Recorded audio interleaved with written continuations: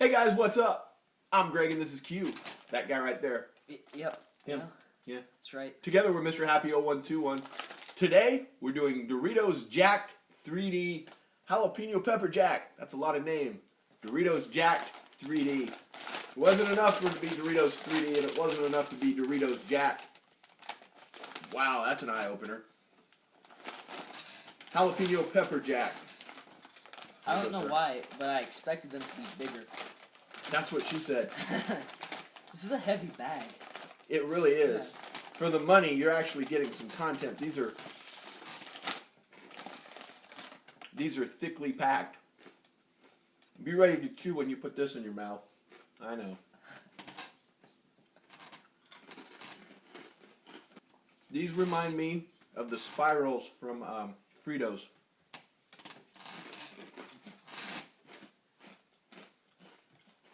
I like the flavor. Not too hot for the jalapeno. It's got a little spice to it. They should make a cheese version of it, like a nacho cheese version. Do they? No. This was the only one of these that they had at the moment on the shelf where I was at. That's a shame. The recommended price for these bad boys is $4.29. I think I paid $3. $3, this is a good deal. $4.29's pushing it. Grade, sir? I give it a B. It's not that bad. I really like the way the chip feels. That sounds weird, but it's thick and it's crunchy. Man, it's crunchy. It's perfect. I give it a B+. I don't know, jalapeno pepper jack was going to be my favorite flavor to start with, but I think they did everything they could with it. Yeah, B+ and a B. Not bad. I would definitely say if you're wanting something crunchy and something different, give these at least one try.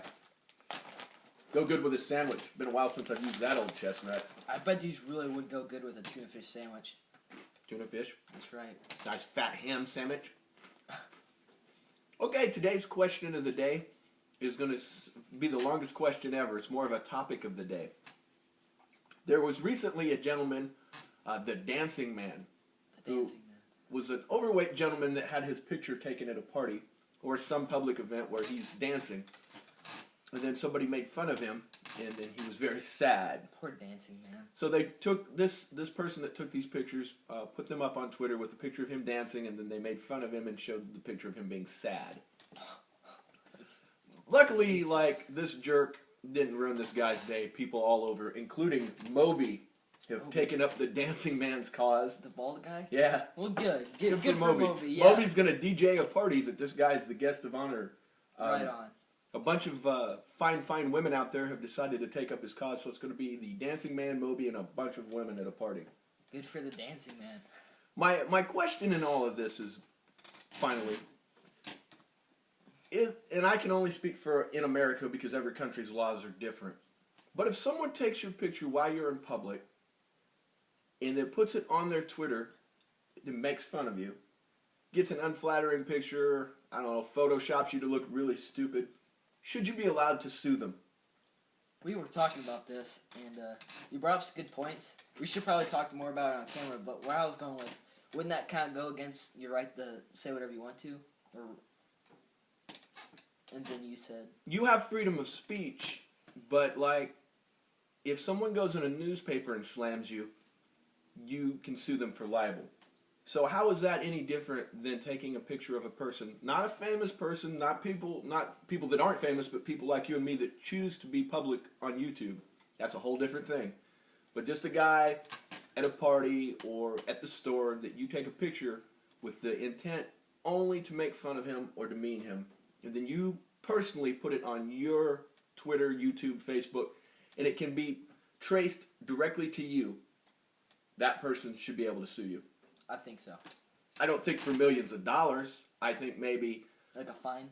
A fine maybe would be the easiest way. That's like bullying or harassment or whatever. Yeah, and bullying is a word now that has more meaning than when I was a kid.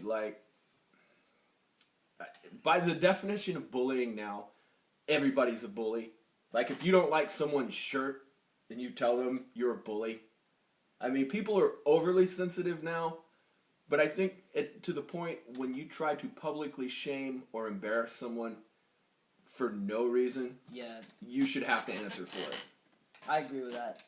There's a lot of cases of people that have committed suicide over social media because basically there's no punishment for you to take someone's picture and just run them right into the ground. You should get like a ban on Twitter for doing that or something like that. They should, you know. In some cases you do, but in many cases you don't. It has to be extreme and there has to be a backlash. But the thing about banning someone from Twitter is they just go create another email and change their name. Yeah, but it's kind of making it harder for them to... A little bit harder. I think if you got into their pocket with a little bit of that money, that's a good point. I mean, even if it's $1,000 fine, it may not sound like much, but if you hit 20 or 30 or 40 people and it got on the news and say like you're a kid in school and you do it and your parents have to pay it, I guarantee you that bullying is ended once you get into somebody's pockets. It's just my opinion. There's a question of the day. Should you be able to sue or should someone be able to be fined for going out of their way to make embarrassing comments and or take pictures of someone and shame them using social media? What do you guys think? Of course, we are already shamed and embarrassing because, you know, we choose to be. What's he saying? Nothing. I'm going to sue you. No. No, I can't. According to our thing, see, we chose to do this publicly, so whatever mean things people say about us, that's on us. I guess we'll just have to take it. That's our choice. But now if you go to, like, Kmart, you deserve a picture to be shamed. But if someone takes your picture at Kmart, I'll come to your defense. What about if someone was being, like, mean in a building or, like, at, like, Kmart, out in public, and they're being, like, throwing, like, hurling racial slurs at somebody, do you think they should be like publicly shamed? If that would be up to a judge, but if you're causing a disturbance or something that would warrant you being seen or committing a crime, especially, that's different than going about your business quietly and someone just sticking a camera in your face because they don't like the way you're dressed or the way you look. Yeah. One last thing that has nothing to do with this on the way out. I don't think the camera can pick it up. But it looks like the cat had enough of your lip today and got you across the nose. Listen. He's got one that goes, looks like war paint. Here's what happens. I'll chase her around, we're having fun, and she'll go behind one of those couches. It's way off camera, so there's no reason, I don't know why I'm pointing to it. But we play this game where there's like a little crack that behind the couch, there's a room in between the wall and the couch. I'll stick my head up, she'll look at me, and I'll wait till she jumps up, and I try and go like that, and sometimes she does get me. So, yeah. You cross the line, in other words. I guess. Sometimes you cross the line, you get your nose scratched. That's it, guys. Let us know in the comments below what you think. Maybe I'm crazy. Maybe you should just be able to just publicly shame whoever you want. Maybe I'm way off base. You shouldn't be able to. I don't think so either. Please like, comment, and subscribe. There's your branding, YouTube. Thanks for watching, guys.